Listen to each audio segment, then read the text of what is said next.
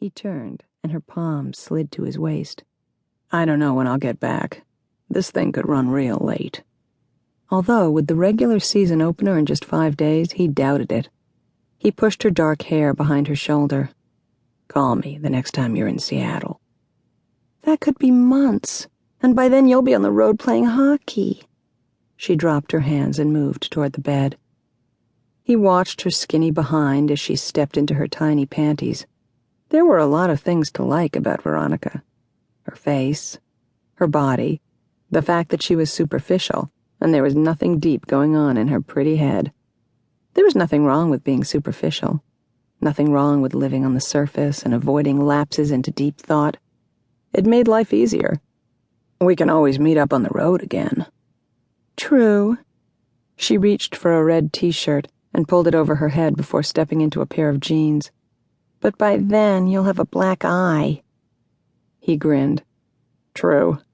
He grabbed his suit jacket and slid his arms inside. Last season, he'd hooked up with her in Pittsburgh. That night against the Penguins, he'd scored a goal, spent 4 minutes in the sin bin for a double minor, and got his first major shiner of the season. Maybe she'd bring him the same sort of luck this year. He reached for his wallet and shoved it into the back pocket of his khaki trousers. "Last season, your beautiful face was a mess," Veronica said as she slid her feet into a pair of pumps. It hadn't been that bad, just a few stitches and minor bruises. He'd certainly suffered worse during his 16 years in the NHL. "You should model." "No, thanks." A few years ago, he'd done an underwear ad for Diesel, and he'd found the whole process a colossal bore. He'd spent most of an entire day sitting around in white briefs while the crew set up for different shots. The end result had been huge billboards and magazine ads of him, with his junk practically hanging out and looking particularly enormous. The guys on the team had razzed him endlessly, and his mother had been afraid to show her face in church for a month. After that experience, he decided to leave modeling to the guys who liked that sort of attention. Guys like Beckham. Together, he and Veronica walked from the bedroom of Sam's downtown loft. Within the open interior, gray shadow hugged the leather furnishings as fading sunlight cast dull patterns across the wood floor. Sam held the front door open for Veronica, then locked it behind him. He moved down the hall, and his thoughts turned to the game in less than a week against San Jose. The Sharks had been knocked out of the first round of playoffs last season, but that didn't guarantee a win for the Chinooks in this season's opener. Not by a long shot. The Sharks would be hungry, and some of the Chinooks had partied a little too hard during the off-season. Sam had done his share of partying, but he hadn't gone to fat, and his liver was still in good shape. Johan and Logan were each carrying 10 extra pounds around the middle, and Vlad was drinking like a sailor on leave.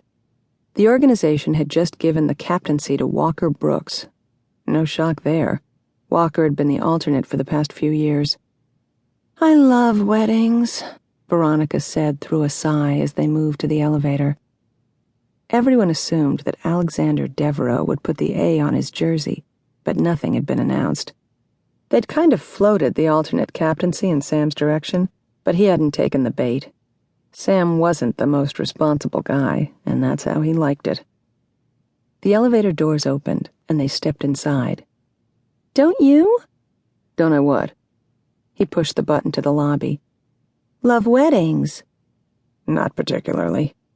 Weddings were about as much fun as getting his cup wrung. They rode to the bottom floor in silence, and Sam placed his hand in the small of Veronica's back as they walked across the lobby. 2 heavy glass and stainless steel doors slid open, and a yellow cab waited by the curb. He kissed her goodbye. "Call me the next time you're in town.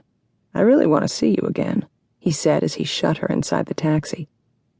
Misty clouds clung to the darkening Seattle skyline as Sam walked to the corner and headed 2 blocks toward 4th Avenue and the Rainier Club.